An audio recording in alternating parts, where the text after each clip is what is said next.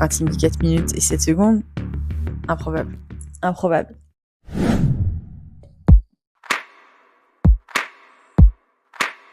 Célia, enquête pour vous. C'est le comeback. C'est le comeback. C'est le comeback. Hello. Bonne année à tous. Bonne année 2026. Ça faisait 2 mois que j'étais pas revenue. Me revoici jusqu'à je ne sais pas quand. J'ai décidé, comme je vous le dis depuis le début, de pas me mettre la pression. Je vous partage quand j'ai envie de vous partager, quand j'ai des idées, quand j'ai des trucs voilà, à évoquer. Et là, aujourd'hui, j'ai un truc à vous partager. Aka, la force du mental. Mais pour ça, on va d'abord aller s'installer plus confortablement sur le canapé. On s'installe avec mon petit Flo. Il y a le bubule là. Bref, par où commencer? Aujourd'hui, je voulais parler de la force du mental et la force de se connaître, connaître son fonctionnement, connaître voilà, comment on marche mentalement, physiquement, etc. Je vais vous résumer d'abord un peu ma situation. Coucou. Je vous explique, en gros, en septembre, je me suis inscrite pour passer le BNSSA, qui est le diplôme pour être surveillant sauveteur. Les entraînements commençaient fin septembre. Et en gros, pour l'examen, tu as 3 épreuves. Il y a un QCM, un 100 mètres avec en gros crawl, 50 apnées, on va dire, entre les drapeaux, donc plutôt 15 mètres x 2. Et après 25 mètres où tu tractes un mannequin. Une troisième épreuve, du coup, où c'est 250 mètres, palme, masque, tuba. Les 200 premiers mètres, tu fais crawl, palme, masque, tuba. Arrivé aux 200 mètres, t'enlèves ton masque et ton tuba, tu gardes les palmes, tu vas chercher le mannequin et tu finis 50 mètres avec le mannequin. Et après il y a une quatrième épreuve où tu fais une sortie d'eau et on te questionne sur un peu le PSE1, donc tout ce qui est secourisme. Genre la personne est consciente, inconsciente, qu'est-ce que tu fais, etc. Donc voilà, je me suis inscrite un peu comme un challenge en me disant je verrai bien ce que j'en fais. J'ai bien envie de faire déjà des dépannages. Après, si je choisis finalement de faire un temps plein, je ferai un temps plein. Ça, c'était en cours de réflexion dans ma tête. De toute façon, je suis un peu, comme on dit, c'est un peu la mode de dire ça, mais j'aurais tendance à dire que je suis un peu multipotentielle. Enfin, en tout cas, je suis hyper curieuse de plein de choses. Et c'est vrai qu'il y a des choses qui me plaisent, qui sont peut-être contradictoires dans la tête de certaines personnes, mais dans ma tête, c'est assez complémentaire. Enfin bref, c'est pas le sujet du jour. Le sujet du jour, c'est que j'avais toutes ces épreuves à passer et qu'on avait un entraînement par semaine. Et entre les grèves, etc., en décembre, il s'avère que on n'a pas eu trop eu d'entraînement. Et en gros, moi, j'y suis allée. On avait du coup un entraînement par semaine. Et moi, à côté, je rajoutais une séance de temps en temps pour faire un plus, quoi. Parce que je me suis dit, une seule séance, ça va pas suffire. Surtout qu'en fait, dans les premiers tests, on a un temps limité, évidemment, pour faire ces épreuves-là, les épreuves physiques. Et j'étais pas du tout dans les temps. Sur l'épreuve, pas le masque tuba. L'apnée, c'était ric-rac des fois l'apnée, mais je me suis dit, ça va passer. Bah, quitte à m'étouffer, ça va passer. Mais non, j'ai déjà le niveau 1 d'apnée. Donc je me suis dit, il suffit juste que voilà, j'apprenne à me calmer, ça va passer, je m'inquiète pas. En gros, il y a vraiment que l'épreuve, pas le masque tuba, qui me stressait de ouf. Parce que j'étais en gros à 4 minutes 50 secondes et il fallait faire 4 minutes 20. Donc 30 secondes en natation, pour ceux qui s'y connaissent pas, c'est énorme. C'est énormissime. Je me suis dit, mais jamais je vais le réussir. Enfin, genre, c'est la honte, entre guillemets. Bon, ça fait 12 ans que je nage plus en club, que je nage toute seule de temps en temps. Mais j'étais quand même nageuse de base et je me dis, c'est trop lent si moi je réussis pas, tu vois. Et en fait, arrivé début janvier, première séance, on refait comme d'habitude un entraînement, un crash test on fait l'épreuve. Et là, je suis à 4,38. Donc je me dis, bon, bah c'est mieux. Mais c'est pas du tout ça. Il manque 18 secondes, les gars. C'est chaud de ouf. Et donc là, on en discute un peu avec les entraîneurs et on se dit, bah bon, je sais qu'il y a une session. En fait, on devait passer l'examen fin janvier. mais si on l'a pas, on peut le passer fin février ou fin mars. Il y a 3 sessions, en gros. Et avec les coachs, on dit, bah, est-ce que je suis prête ou pas? Enfin, les coachs le sentaient moyen, moi aussi. Et là, je me suis un peu rappelé de comment moi je fonctionne et je me suis dit, attends, ok, il me reste 3 semaines, enfin 2 semaines et demie, mais je me connais. Si on me dit, tu le passes fin février, je vais procrastiner, je vais y aller encore 2 fois par semaine et allez, je vais gagner 10 secondes, mais ça passera toujours pas. Donc j'ai dit au coach, vous savez quoi? Je vais me sortir les doigts. Je vais aller nager 4 fois par semaine. 4 fois par semaine. Des entraînements précis au lieu d'aller nager, parce que bien sûr, quand j'allais nager, du coup, j'allais nager 1 heure, mais un peu tranquillou, tu vois. J'aime pas me faire mal, comme dit mon père. J'aime pas trop me faire mal. Et là, je me suis dit, ok, je vais faire des entraînements plus courts, mais plus techniques. Je vais travailler la vitesse, le cardio, le machin, enfin tout ce qu'on veut. Et je vais y aller 4 fois par semaine, et ça va passer. Enfin, j'espère, et j'espère que ça va passer, même si j'étais pas du tout rassurée, parce que je me suis dit, 18 secondes en 2 semaines et demie, c'est pas possible. Dans ma tête, ce n'était pas possible du tout. Enfin, franchement, improbable. Et ah non, et c'est pas ça. Attends, c'est pas ça. Non, en fait, début janvier, j'étais descendue à 4,40. Et là, je commence à m'entraîner mes 4 fois par semaine et tout. Franchement, j'en ai ras la casquette. Je suis là, bon, j'ai pas envie d'y aller. Et dans ma tête, je suis là, non, c'est tu veux l'avoir en janvier, tu veux être fier de toi, t'as pas envie de. Si tu l'as pas en janvier, tu vas être dégoûté et limite tu vas avoir envie de laisser tomber tellement t'es têtu comme une mule. Donc c'est maintenant ou jamais. Donc je pars m'entraîner, etc. Et en fait, la semaine avant l'examen, j'avais fait 4,34. Et je me dis 14 secondes, pas possible quoi. Et du coup, la séance enfin une semaine avant l'examen, je me suis dit bon bah j'ai quand même un peu de marge parce que j'ai perdu 10 secondes dans cette épreuve-là parce que j'étais tellement essoufflée au bout des 200 mètres que quand je pars chercher mon mannequin, je suis vraiment à 10 centimètres de l'attraper et là je fais non, je peux plus, j'ai plus d'air. Donc je remonte à la surface et je suis là comme un phoque.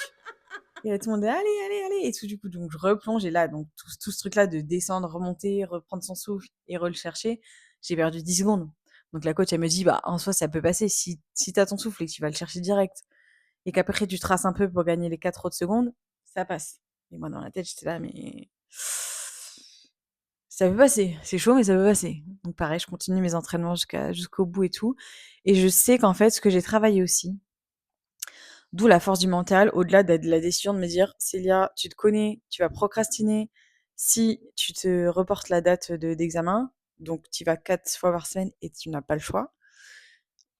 Il y avait aussi ce truc de l'épreuve, oui, j'avais oublié de vous en parler, c'est qu'en fait, au bout du 150 mètres, moi, j'avais pris le parti de faire la stratégie de je trace au début et jusqu'à ce que je peux, je trace. Et en fait, au bout du 150 mètres, à chaque fois, j'en pouvais plus et je me suis dit, bon, bah, c'est dans ma tête, je continue à nager. Je dis, mais en fait, je peux pas. J'ai envie de m'arrêter, ça peut pas, je peux pas, ça passe pas, c'est mort, quoi.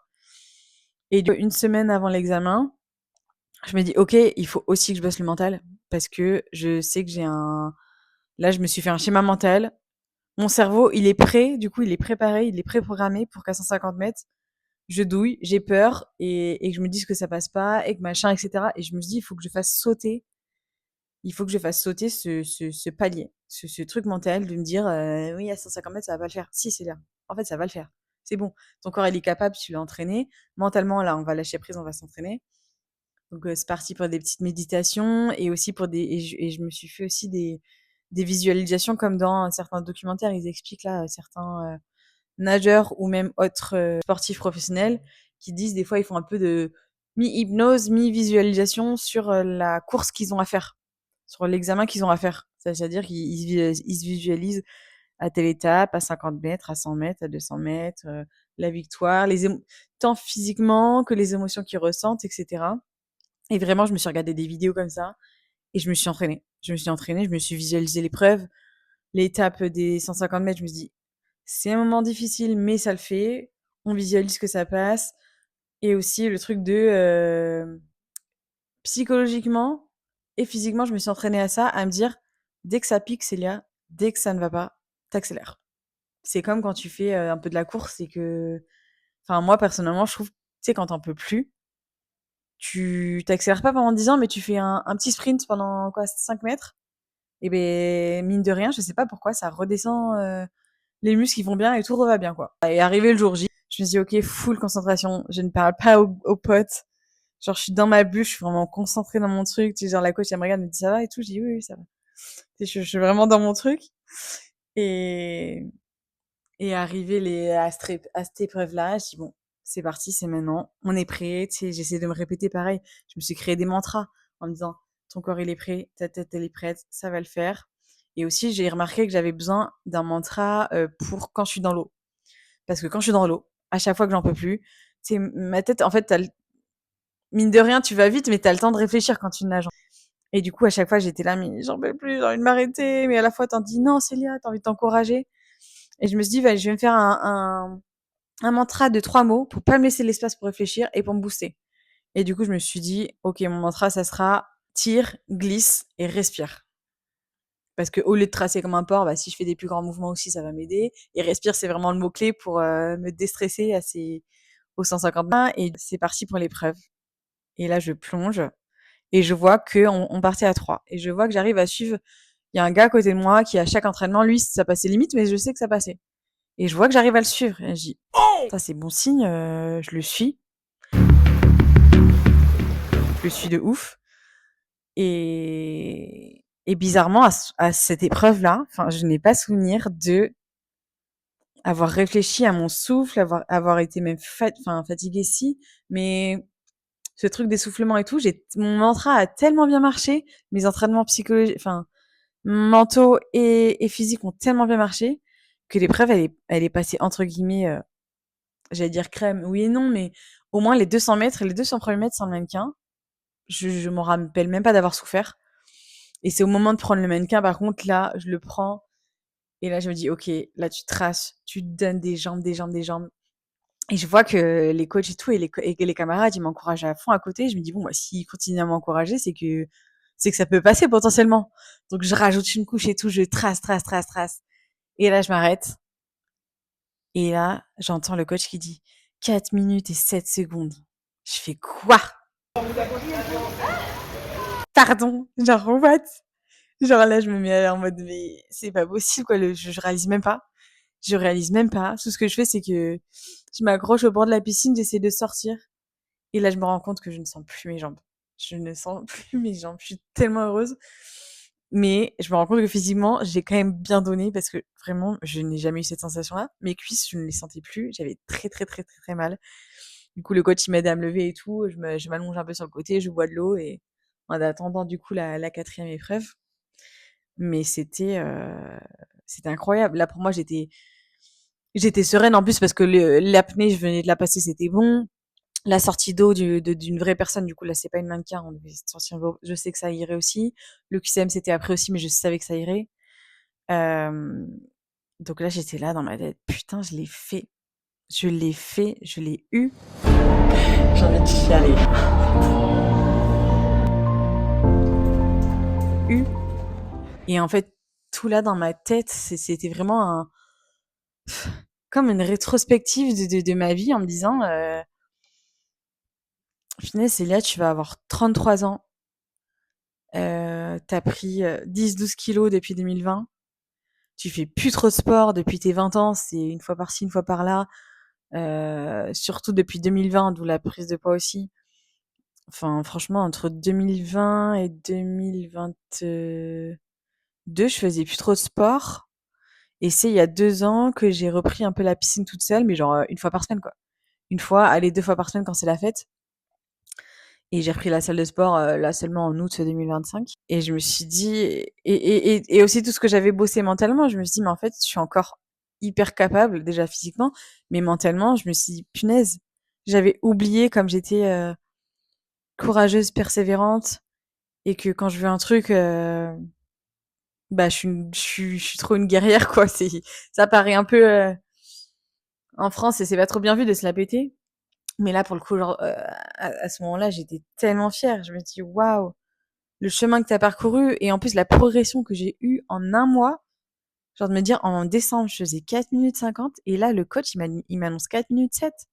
Parce qu'en plus, quand je m'entraînais dans la visualisation de la course, je me suis dit, allez, au mieux, je fais 4,18. Au mieux du mieux, je fais 4,10. Mais bon, je rêve, quoi, tu vois. Et là, quand il me dit 4 minutes et 7 secondes, improbable. Improbable.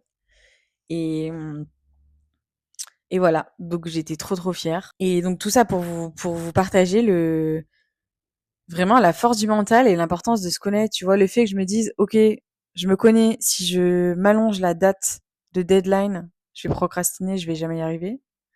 Et ça m'avait fait pareil à l'époque, quand j'avais 18 ans, à l'époque du code. Mon frère, lui, il avait tracé, il avait passé direct.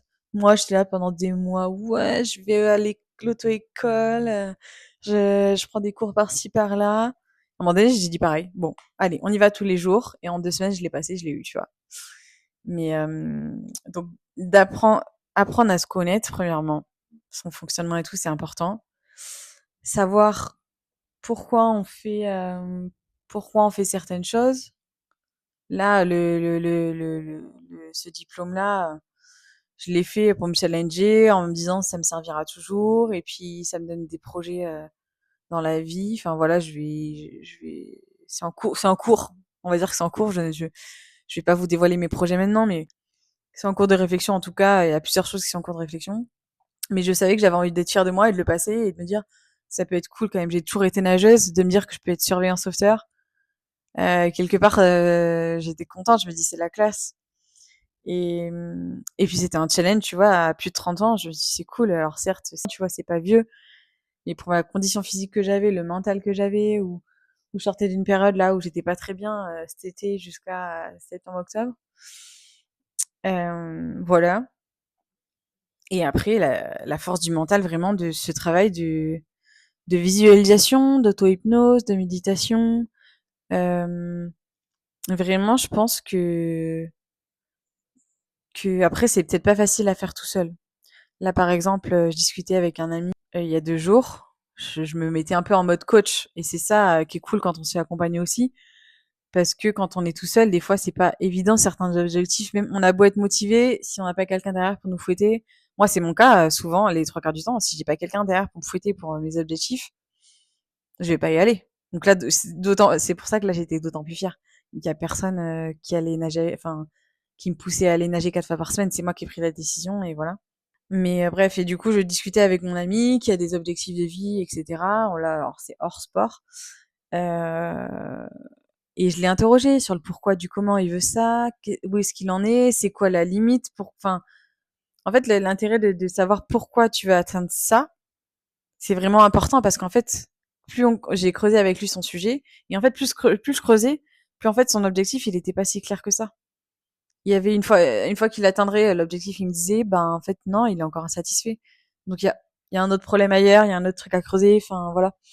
Et mais vraiment, c'est impressionnant comme bah, la puissance du mental, c'est impressionnant, je trouve. Enfin là, j'en discutais aussi avec mon père et c'est vrai qu'il me dit, Célia, enfin t'as pas gagné 30 secondes juste parce que tu y as cru. Alors oui et non, dans le sens où oui, si j'ai gagné 30 secondes, c'est quand même que je me donnais pas à fond avant ou j'avais pas la bonne méthode, la bonne technique de nage, etc. Mais l'un n'empêche pas l'autre en fait. C'est-à-dire que ok, peut-être que je me donnais pas à fond parce que peut-être, comme il dit toujours, j'ai peur de me faire mal et c'est vrai, et qu'il y avait l'adrénaline du jour J. Mais il y a quand même eu un travail de physique, technique, etc. et d'endurance, etc. Mais le mental a grave servi. Je pense que le mental a vraiment servi à se détendre pour mieux vivre l'épreuve et pour la réussir, à la visualisation pour la réussir, et vraiment à gagner au moins 10 secondes. Ce qui me bloquait le plus, c'était de un le souffle et le mental qui était bloqué à 150 mètres. Je me suis dit, je n'arrive pas à faire sauter là, je sais d'avance, mon corps c'est d'avance, ma tête c'est d'avance, qu'au bout de 150 mètres, je n'en peux plus en fait. Donc vraiment, c'est un peu apprendre à déprogrammer son cerveau pour le reprogrammer autrement par la visualisation, le questionnement de comment je fonctionne, qu'est-ce que je veux faire. Et voilà, et je sais pas si ça vous parle à vous pour et parce que ça peut marcher pour plein d'objectifs de vie, quoi. C'est pas que le sport. C'est pas que le sport. Vous avez envie de, je sais pas, de, ça peut être dans le boulot, dans les relations. Je sais pas, à un moment donné, tu décides de 2026, ok, j'ai que des bonnes relations, j'arrête de me laisser marcher dessus. Et puis tu vois qu'en fait, au début, t'oses pas dire non, t'oses pas remballer, t'oses pas dire à quelqu'un qui t'a vexé. Et en fait, c'est ça, d'aller creuser vraiment qu'est-ce qui bloque, où ça bloque, potentiellement pourquoi, pour le déprogrammer et le reprogrammer autrement et aller chercher qu'est-ce que tu veux, pourquoi, qu'est-ce que ça va changer pour toi dans ta vie. C'était mon partage d'expérience. Ça m'intéresse d'avoir vos expériences aussi en commentaire si vous avez des choses à me raconter comme ça ou où vous êtes vraiment poussé, donné mentalement et ce qui a changé de ouf dans votre vie ou sur une épreuve ou sur un objectif de vie. Donc la fameuse phrase quand on veut, on peut, je suis pas d'accord avec ça, mais quand on se connaît, on sait comment avoir ce qu'on veut, avec les conditions bien sûr que qu'on a, parce que évidemment, demain je veux un palace, bah j'ai pas 1 million, donc non je l'aurai pas pour l'instant. C'est possible en mettant des choses en place, en investissant, j'en sais rien, mais enfin bref, la puissance du mental est quand même déjà bien prouvée scientifiquement, hein, mais euh, mais je suis impressionnée du travail déjà que j'ai fourni en 2 semaines et demie, parce que je dis 3 semaines à chaque fois, mais je crois que c'était 2 semaines et demie, même pas, où je dis bon, ok, vas-y. Et voilà, je suis trop fière. Du coup, partagez-moi aussi, même au-delà de ce sujet de force de mental, c'est quoi votre le dernier truc pour lequel vous êtes fier? Ou qu'est-ce que vous avez envie de mettre en place aussi en 2026 dans votre vie? Voilà, je vous écoute et à la prochaine. Ciao.